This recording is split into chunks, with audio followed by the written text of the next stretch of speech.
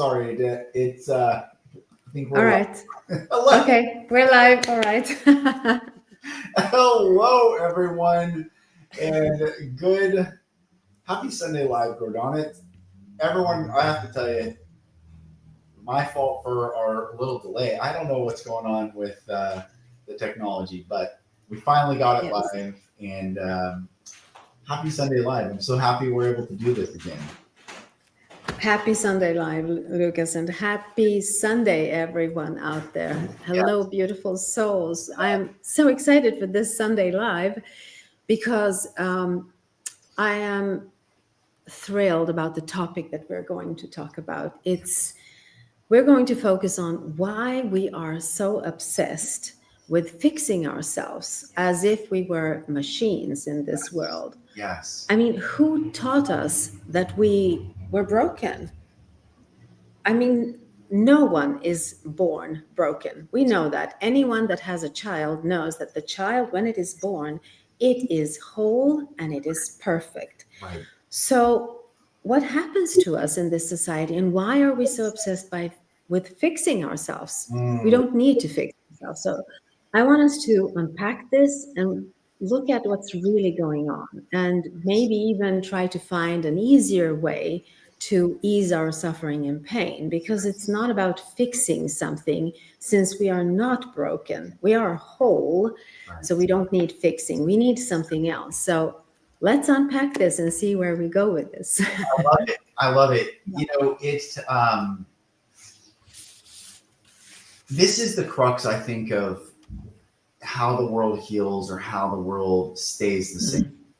Mm, We can't look to the current system to provide a solution for a new system. We can't look for the mm, whole world to create a new world for us. And we mm, shouldn't look to anyone else or anything else. We need to remember who we are. And I think this is the process of why it seems the world is so crazy, why it seems everything is crumbling and bizarre and nuts and great. All mm, the its static and frequency is just becoming more extreme so that we can separate ourselves from mm, all these external solutions mm. to finally be fed up and say, okay, who am I apart from anything else that the world will offer a solution to? And this is what we're Yeah.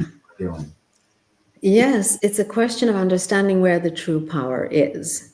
Because here's the thing, since you were born whole, then you can't be less right now. So, what is the illusion that we are looking at all the time? Right. I mean, I've been on this path for a very, very, very long time. And I didn't realize that as long as I'm trying to fix myself, I will be triggering my ego all the time. Mm, And ego is the thing that I want to fix. yeah. So it becomes a loop. This is the fixing loop. I think that I need to do something specific in order to feel whole again. And all I need to do is, I don't need to work for it. I need to rest. I need to surrender. I need to come back to the wholeness that was mine when I was born. Yeah. And to me, that seems like an easier path than fighting the demons. Instead of fighting them, I say, let's invite them. With demons, I mean the shadows within ourselves. Invite them into a conscious conversation and see, what are they trying to show us? What are the shadows within me trying to show me? Instead of trying to fix it, just listen, relax, and be in it. I Right. think the problem is that we are taught every time you show a shadow, you are punished. Somehow, some way, you will be punished. So you try to hide the shadows. And you know what happens when you try to hide the shadows? They grow and they become bigger than they actually are. And then you can't deal with them. And so it becomes a struggle. But for me, it's important to understand that life is not a struggle. You're supposed to find yourself, but not by struggling, by relaxing or surrendering. Yeah. And I feel that's an easier way to um, handle that dilemma, Mm. wouldn't you say? Well, Yes. And it seems like if you try to chase your shadow, you can never catch Mhm. your shadow. And you No. said, it might have been a few years ago on one of these Sunday lives, Mm, we talked about the shadow. mm. The shadow only shrinks when you stand directly under the light. Yes, yes. And all these external killing the ego, Hmm. all these, there's still an external chasing of Mm, darkness when we stand in light and the shadow actually shrinks beneath us and we hmm. become greater than it. Mm. Then we're able to look and say, well,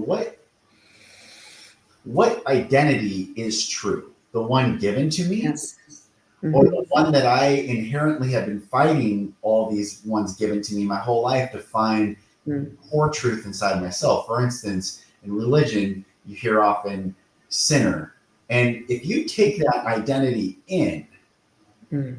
then that changes your entire psyche, that changes your entire identity, how you see yourself, how you see the world. Everything's broken. I'm broken. Therefore, I can never fix a broken thing. I need some external thing to fix me. As Mm. opposed to, let's use that narrative and stay with that. If God made us, and using their framework, and we were made perfect, when did the perfection cease? Mm. It never ceased. We are still perfect. We are still Yes. divine. We're still beautiful, but we have been co opted into believing something false about ourselves. So, yes, Hmm. to acknowledge absolutely, if you keep chasing the shadow, you'll never, Yeah. ever free yourself When from it. Yes, because when you acknowledge something that isn't true, like that you're broken, then of course the universe will react to this and it will show you that that's the wrong frequency and you experience pain within yourself because you're deviating from your true frequency, which is perfection in itself. Yeah, Every child is born perfect. Every child is born perfect with exactly what it needs to explore this world, exactly what its soul needs to explore this world. mm, So, how do you come back to that wholeness? How do you understand that the wholeness is actually your true identity, not the feeling of the broken parts of you? And I think that instead of seeing trauma, because we've all been through trauma, there is no person I know who doesn't feel that they've been beaten, battered, or hurt in some way in right, their past. So right. we all have trauma. And the way we describe trauma is we describe it as something that has like a wound or being broken. But what if we instead reframe it and call it trapped intelligence? I've Mm, been playing around with this for a long time in my life. This is trapped intelligence. How do I get access to that intelligence which is trapped by my shadow? My shadow is actually sitting on that trapped intelligence because I wasn't able to explore the shadow as a child, being punished every time the shadow came out and showed itself. So I need to go to the shadow, and how do I thaw the ice around this trapped intelligence? Well, I thaw it with love, understanding. Curiosity is a big one, like being curious about that. That's how I thaw it. If I shine my light on a shadow, it becomes smaller. That is what shadow work is, to right, go back and retrieve that trapped intelligence. right. So instead of calling it a trauma or a wound or describing it violently as something that has been inflicted upon you, we might look at it as trapped intelligence. And to me, that's an easier way because it won't pull me into victimhood, feeling sorry for myself, feeling the pain, feeling the hurt, being in suffering. If I see it neutrally as trapped intelligence, then I can use that intelligence Yes. to make my way through this life easier. So Yes. just reframing it instead of saying trauma and wounds, let's call it trapped intelligence. Now, aren't you curious about what intelligence is trapped? What is underneath the shadow? Right. And for me, the only way to, find this is to go for a walk with my shadow and have a conscious conversation. How does a conscious conversation look with your shadow? Mm. Well, instead of judging, I become more curious. Yeah. Instead of being harsh, I'm gentle. Instead of shutting down, I say, I'm listening. Mm. Instead of shaming, I will be present and say, okay, I hear you. I know this is painful. Becoming compassionate instead of shaming myself. Right. Right. That's the only way I can retrieve that trapped intelligence. If I Mm. don't do this, I can't retrieve the intelligence, and that trapped intelligence becomes even more embedded in the shadow, and Yeah. it makes my life more, I suffer more. That's the way I see Absolutely. Absolutely. And there was someone that popped into chat, it. saying this is existential BS talk and it's just thoughts. And it's so interesting. It's like, well, this is another framework of how to frame up Hmm. thoughts. Telling me not to think is a form Hmm. of thinking. And there's Yeah. this, and this is the duality that we're faced with, whether we choose our own freedom or choose not our freedom. And a lot of people that I experience, if there's ever any opposition talk, it's usually through the religious framework. And Hmm. there's this verse in the Bible, it says, where the Spirit of the Lord is, there's liberty. So where there's love, where there's light, where there's a desire to seek truth, Hmm. that's where freedom is found. That's where liberty is Yes. found. And there's another verse in the Bible that says, as a person, or as a man thinketh in his heart, as we think in our Hmm. heart, so are we. So if we've adopted someone's framework and teaching of how to think about who we are, and it Hmm. diminishes us or tells us we're broken, or we're forever Hmm. unpure or damaged or tarnished or Hmm. lost, or we're not enough, whatever the external narrative that comes in, infects our mind, goes into our heart, creates our feeling about ourselves and the world that we're in. Hmm. Those are the things that we must liberate ourselves from. So exactly, this Yes. trapped intelligence is within, to find out, Mhm. and this is a question for everyone listening, did God make us broken? Did he break us? Was the intention to break us and condemn us, or was the intention to bring light into this world, Mhm. surround it by darkness, and allow the light to remind and remember itself that Mhm. it's still light, in spite of all the pain, trauma, suffering, lies, and Yes. what is? Yeah. Yeah, it becomes holy to look at your trauma. I've been doing this for most part of my life, seeing the trauma as my weakness, seeing the trauma as something that I need to hide, not ever, ever show anyone because they will interpret this as less. Yeah. But as soon as I start looking at this and transforming it and seeing it for what it really is, then it becomes a strength in my life. And I can use it to Mm. write a book. I can use it to help someone else. I can use it to heighten my experience of this reality because that is what I'm here for. I'm Right. not here to explore the trauma over and over and over and over and over again. I Yeah. am here to understand the message that is embedded in it. Yeah, If that's I'm right. not looking at the message, then I am literally missing the point of being here. So Mm.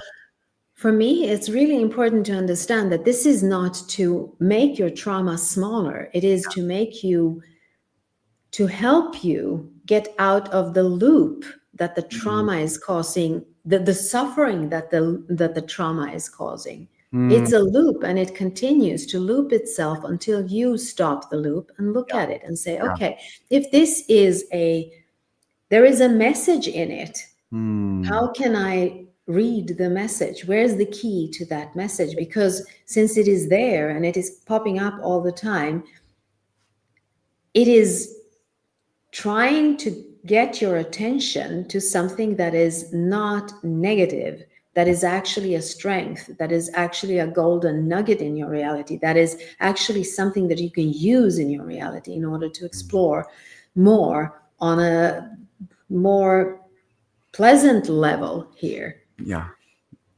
Yes. Well, do you think, I mean, we've talked about this before, but the question that, we can ask this morning is who benefits from our Mhm. thinking that we're broken or we have to ascend, or this is what kind of led to our Mhm. conversation. Like there Mhm. is no ascension. There's just remembering. We're always on Mhm. that frequency, but we've been layered with all this Mhm. heaviness and false teachings and doctrines and from all these pathways that have kept us Mhm. heavy. But our true nature is divine and high. Mhm.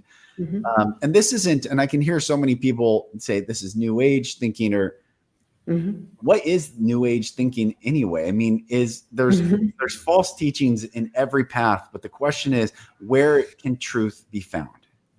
Can Yes, truth and be found in us, in yes, nature, asking the question of who are we? That's where absolutely. truth is found. Mhm.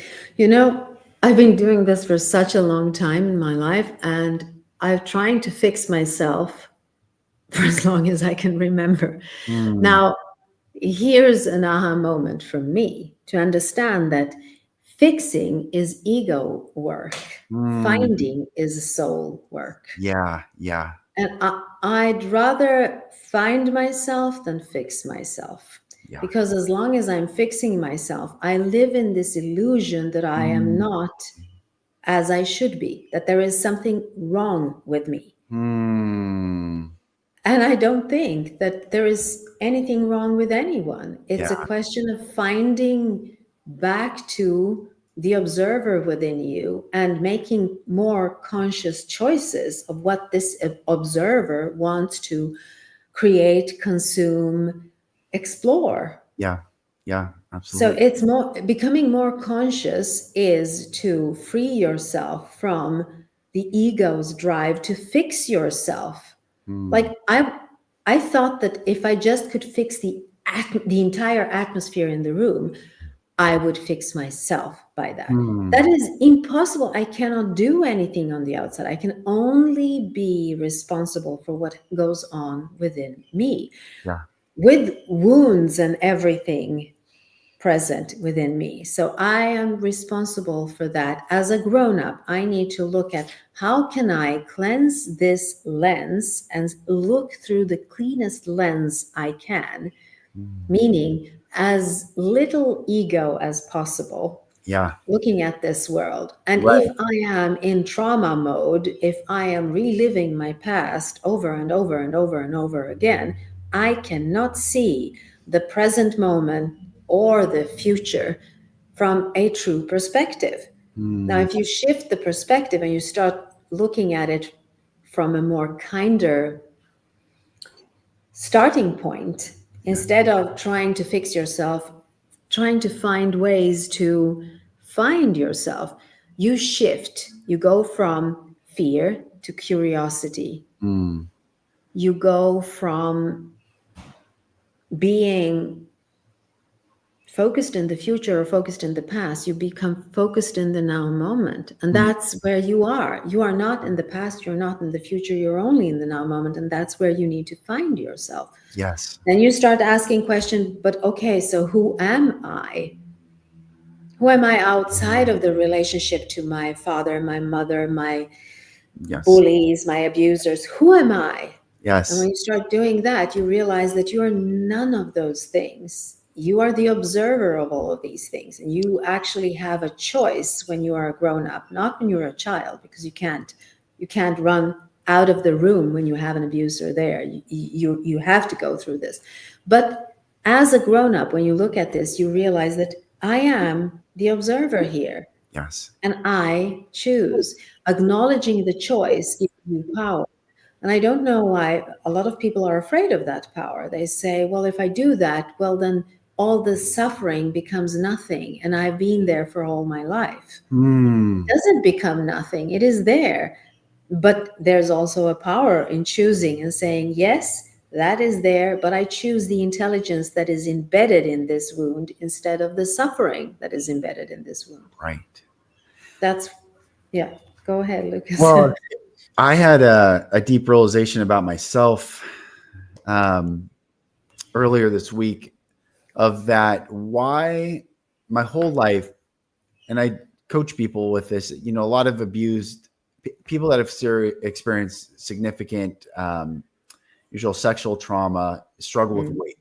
A lot of their weight, and I've coached women and men in this, the weight usually is physical representation to protect the inner child that got wounded. And so my weight has fluctuated my whole life. I was anorexic when I was 19, and then suicide attempt at 20. And then I've just gone through this whole journey. And I was thinking, why is it I've been in this tendency of every time I make great strides to get to the place that I want to maintain, I sabotage myself. And I was really, and I've known this pattern for a long time. And I was really like, all right, what is that? And what I was shown was the pain of the uncomfortableness of not being happy with myself feels more comfortable because I know it versus stepping through it to live in a new plane of what I've never known, even though I know it's what I want.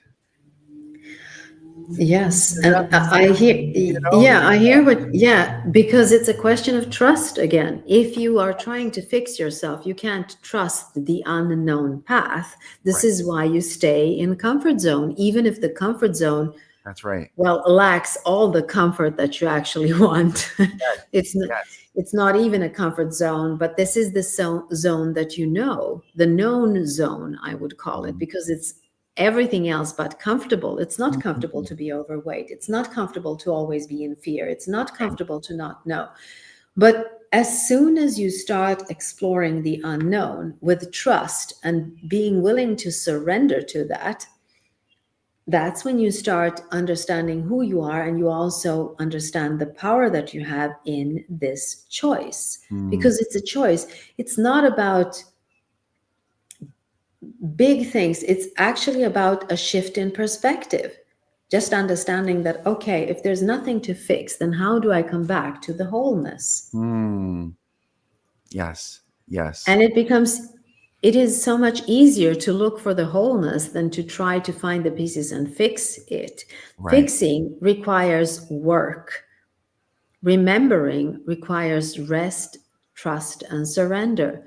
To rest and trust and surrender, it's easier than to chase, push, reject, be in anger, trying to fix this loop, going through all these emotions over and over and over and over and over again. Yeah. It's not comfortable. It's everything else but comfortable, and it's painful. Why is it painful? It's because the universe is showing you are looking at an illusion, an untrue thought, and accepting it as truth. And the untrue thought is, I am broken.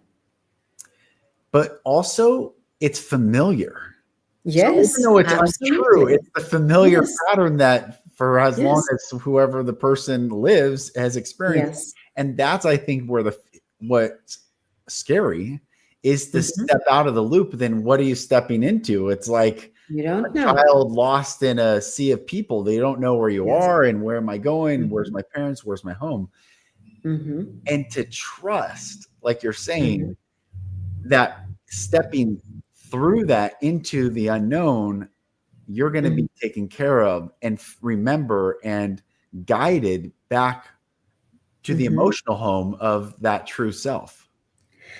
Exactly. Because if I look at this from a more personal perspective, when I was younger, every time I did something that was wrong or did something that, wasn't approved, I would scold myself. I would guilt trip myself. I would be so harsh on myself that it was almost impossible to live with this, Yeah. to try and hide those things. Mm. And then when I started thinking, why am I doing this to myself? I am so not kind to myself. Mm. How can I shift this? How can I live with more kindness here? Because I'm doing this alone. There's no one else in the room. It's only me. Right. I can't outsource it. It's me. I am doing this. Why am I doing it? And then I started looking at it. Okay, so how can I shift the perspective? If I become more curious and ask myself, why am I doing this with kindness, not with, a scolding voice? Why are you doing this? You know you shouldn't be doing this. If I say, I wonder why I did this. Why did Gordana do this? Yeah. Yeah. As soon as I become a little bit more curious about that, I realized that what I needed from myself is mothering myself, because I didn't have a mother who could mother me. Exactly. So I needed to provide myself with a mother inside. Yes. And that is, a mother would not look at her child and say, oh my God, you're broken. Right. A mother would look at her child and she would say, you are beautiful. I love you. Anyway, regardless of how you look, what you do, she would say, I love you. You are Yes. beautiful. Yes. And that is what mothering myself meant. Yes. But that is also to see myself as whole, not as broken, to remind myself that it's all good, to be kind to myself. I think that most of us don't know how to do that, because most people feel broken because they never experienced true unconditional love. Where do you get true unconditional love? From yourself. Yeah. Yeah. Can't get it from the outside, because that's a condition. If you say, I want unconditional love, wanting unconditional love is a condition. Yeah. So where can you get pure unconditional love? In yourself. Yeah. Because you're the one standing in it. When you say, I understand myself, I see myself, this is okay, you're standing in unconditional love, and that's where you get it. Yeah. Yeah. And the question that, the title of this live is, what if you're not broken? Yes. Imagine that. Imagine that. And it's so interesting. I'm watching, the numbers of the views, 2 people click off when you say, we're the source of unconditional love, where do you find it? Inside ourselves. And what's scary for people, because and I'll say this real quick before I share what I think on that. I've traveled for the past 8 weeks. I've traveled all over the world: Japan, Thailand, India, all over Europe, all over North America. And I've seen people in rural places and spent time with farmers and just all sorts of people. And one thing I can truly say is people are beautiful all over the world, and that we are remembering more what unites us rather than focusing on what divides us. The news will always divide us. The media, the government, the politics, the religion. There's always division in these systems or institutions or doctrines. But apart from all those, and this is where I get back to, well, what if we're not broken? The naturalized human that exists in this world before a system. And this is hard for some people to think about. Well, what was this world before religions and governments and countries and flags and identities?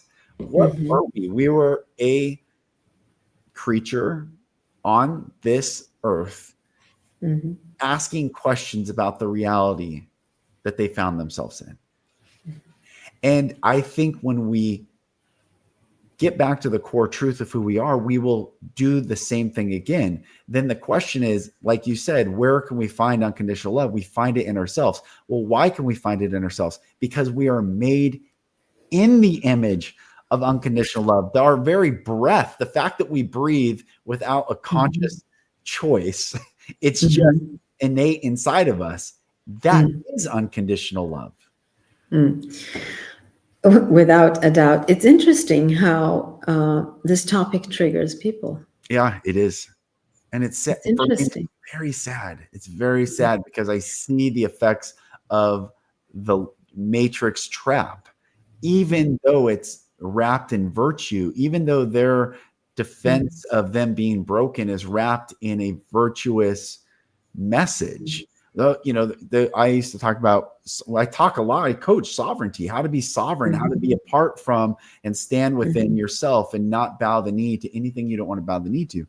And people say, well, only God's sovereign. We're not sovereign. And I'll say, like, we're not meant to serve a sovereign, meaning any person on this earth. We are sovereign. And they'll say, we're not sovereign. Only God is sovereign. Okay. And are we made in that image? Are we an extension of that? Are my children any less my children as they go and grow in their life? No, they're my children with my DNA and my wife's. Yes. Can't change that.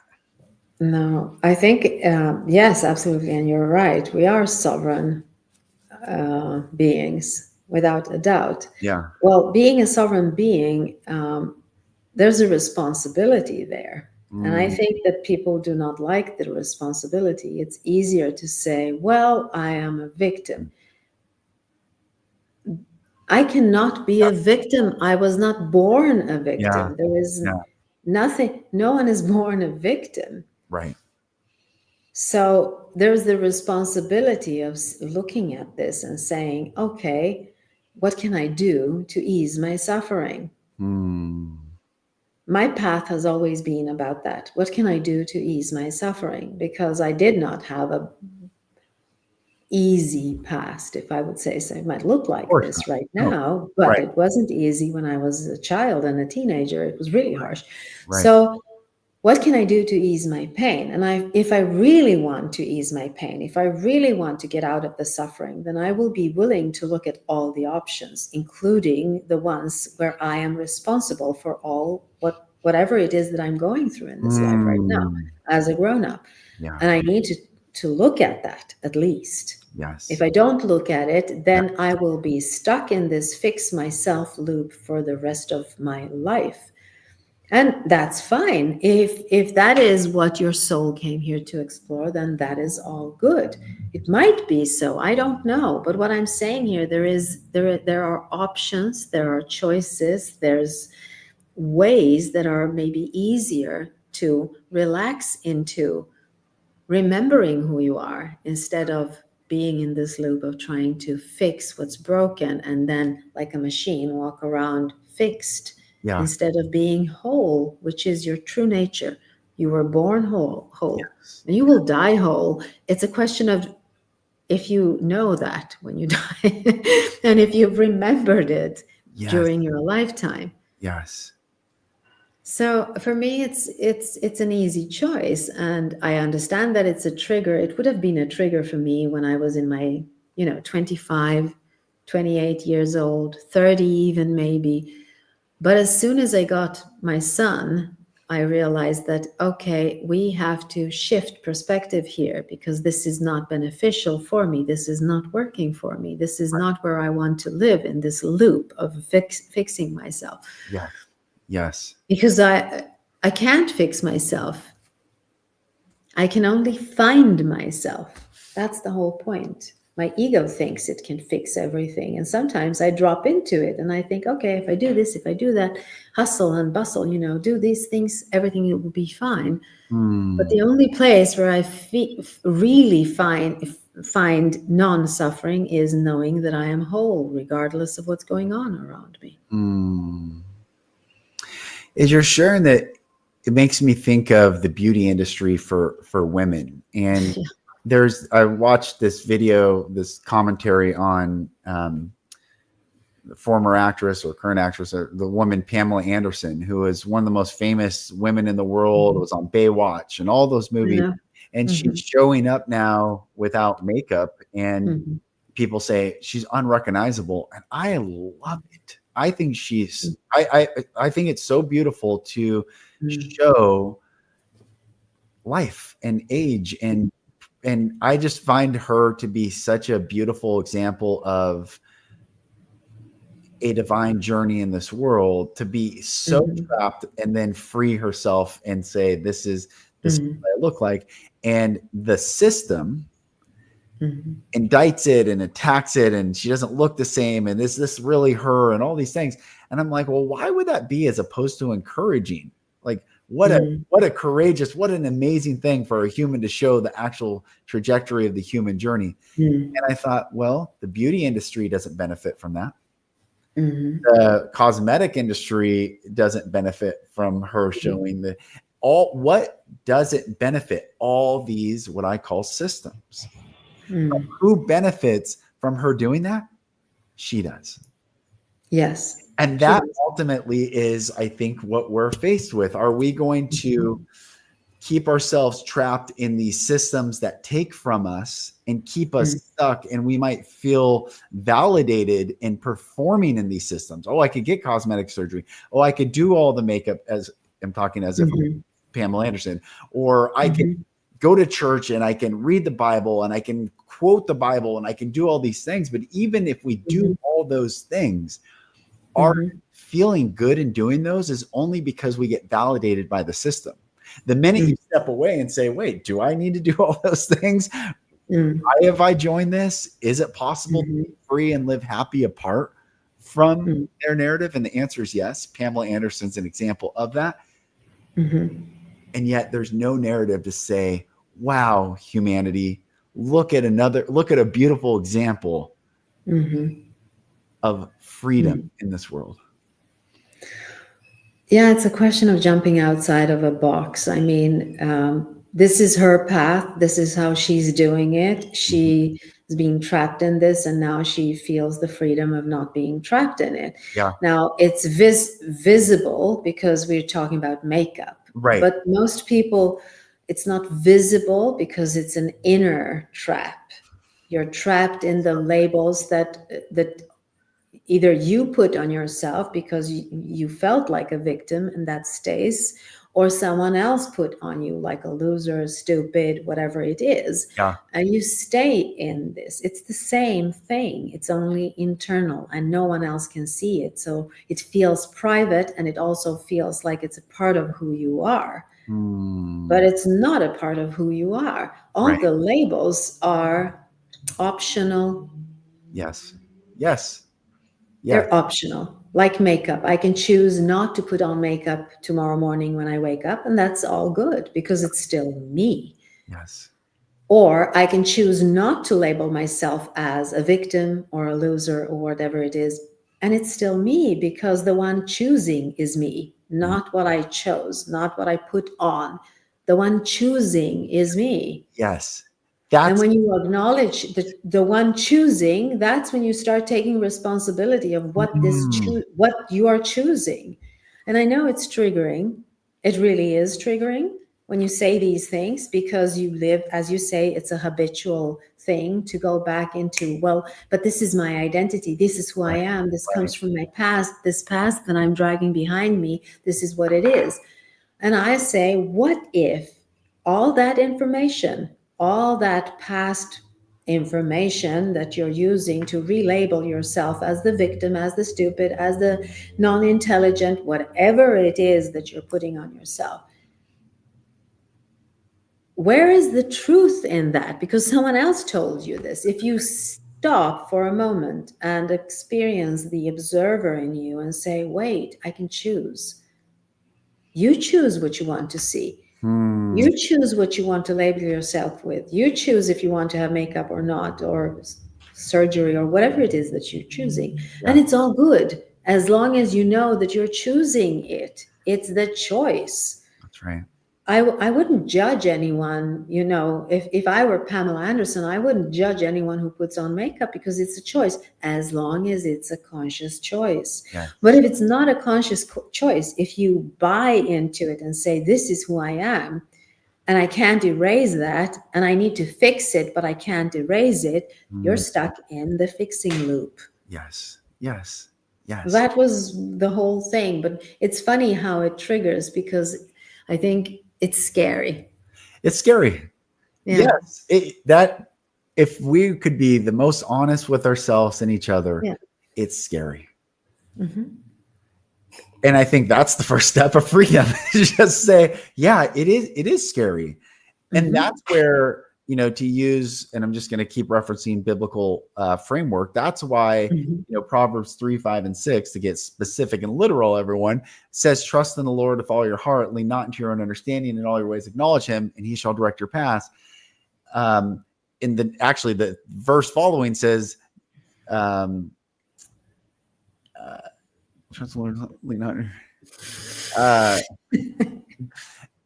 Oh You're shoot! I not can't even think of it supposed to right. remember it. It was about, yeah, I'm not supposed to say it actually, probably.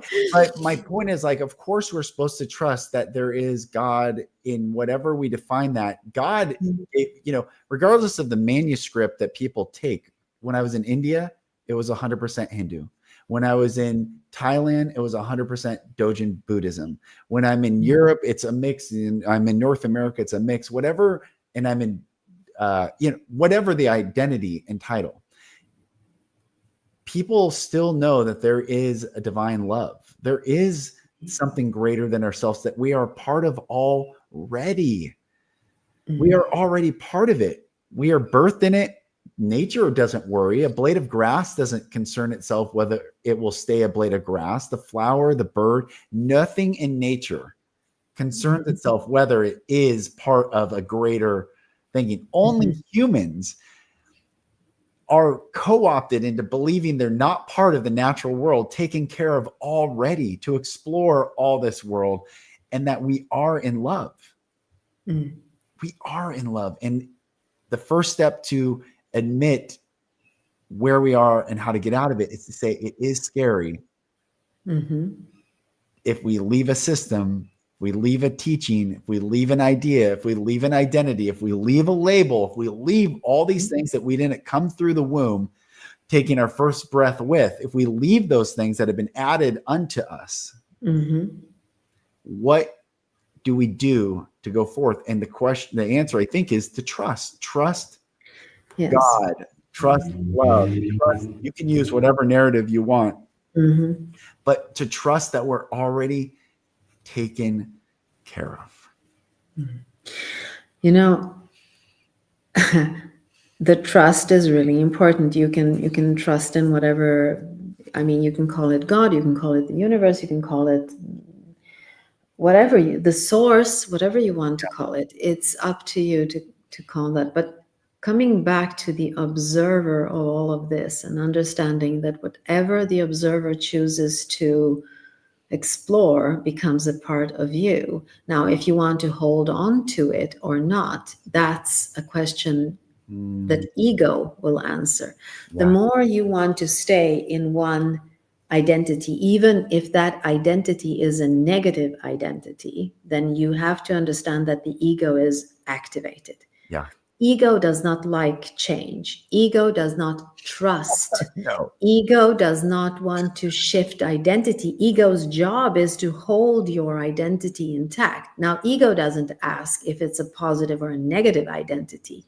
Your soul, the observer in you, knows that you can choose by looking at the information that is embedded in the wounds that we were talking about, by looking at this and saying, okay, what did I learn? How did I cope? How did I manage this? Because obviously I'm still alive. Life force is going through me. So what did I learn from this? As soon as you shift, you have started the journey of finding yourself instead of fixing yourself.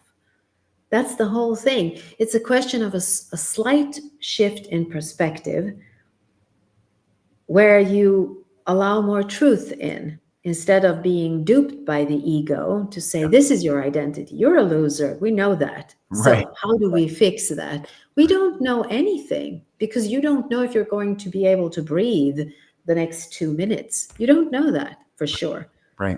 You might assume, but you don't know. So I think the fear is to shift gears and go into saying, okay, I am curious about this. What is this? Who am I outside of all the relationships that I have? Who am I? And when you start realizing, okay, so I am the observer. And what is the observer doing here? Well, there is a choice. And come back to this all the time. There is a choice. You can choose how you deal with the things that come towards you. Mm, Now, I don't want you to confuse this by saying when you go into observer mode, no problems will reach you. That's not how it works. right. Problems will reach you, obstacles will be in front of you, there will be adversaries in your path. Yeah. It's how you choose to deal with them that makes the difference. Yeah. That's right. If you deal from a victimhood perspective, there will be suffering. If you deal from an observer perspective where you know that nothing is set in stone, you Mm, can rearrange things and find an easier way through all of this. mm, That's where the power is. yeah. Now, as you said, you self-sabotage sometimes because we are afraid of that power. Yeah. That power makes it easier, but we're afraid of it. I think Marianne Williamson says this, that we're afraid of our own power. Mm, And our own power lies in realizing the choice, not even making it, just realizing that there is a choice in how you perceive yourself. There yeah. is a choice in how you interpret your wounds, Mm, your traumas. And I'm suggesting interpret them as trapped information that mm, needs to be freed so that you can understand yourself better. And when you start understanding yourself better, you're on the right path of finding yourself. It doesn't mean that you find yourself and there it is, you don't have to do anything. It means that it becomes easier for you to go through suffering a little bit faster, to not dive into it, to not stay in it, to not linger too much, to right. see it as a correction, to see it as a tool, like a GPS. Okay, there's suffering here. How can I deal with this? And then you go back to observer mode and go back to your true self. Yes. So for me, it's important to understand that this is not supposed to be an ego trigger. It's supposed to be a message of love Yeah. to all of those who are Yes. listening. It's a message of love. Imagine that. Imagine, Yes. imagine that.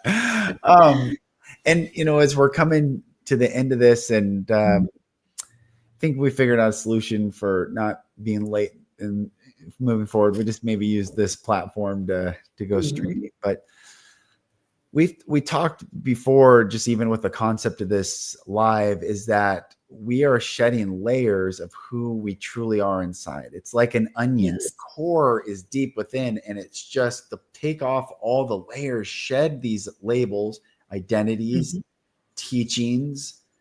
And is it scary? Yeah.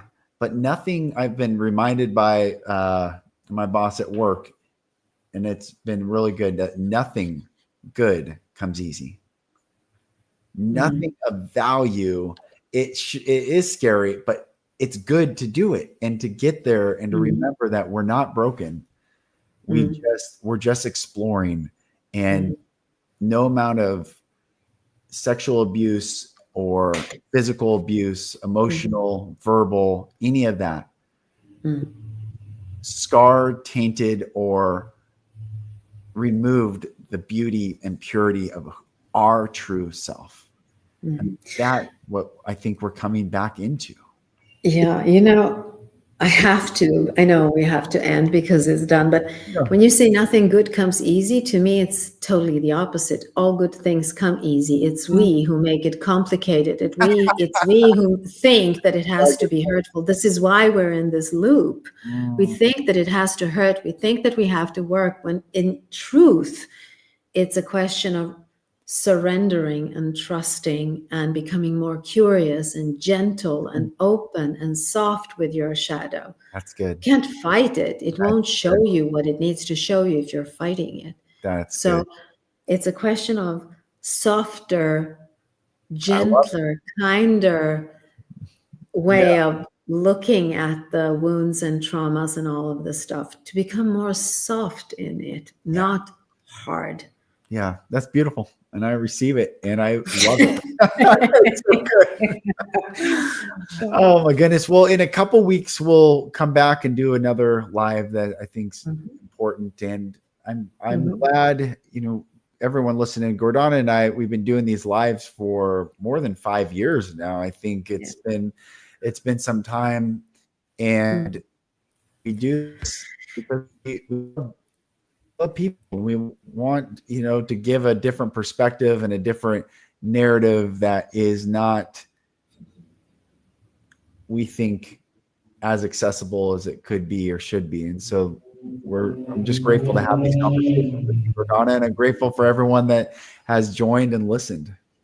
Me too. It's important. I think the conscious conversations are important, and even if there are triggers in them, it's still important to talk about them, to at least, explore them a little bit to see where they lead. If it doesn't fit, it doesn't fit. You try another way. It's all good. We're all here exploring, finding our way back to ourselves. So it's all good. Anyway, any path you take is good. Right. This is just a suggestion. Yeah, that's right. That's right. I love it. Well, thank you. And everyone, we will see you in a couple weeks on our next live. Thank you. Bye.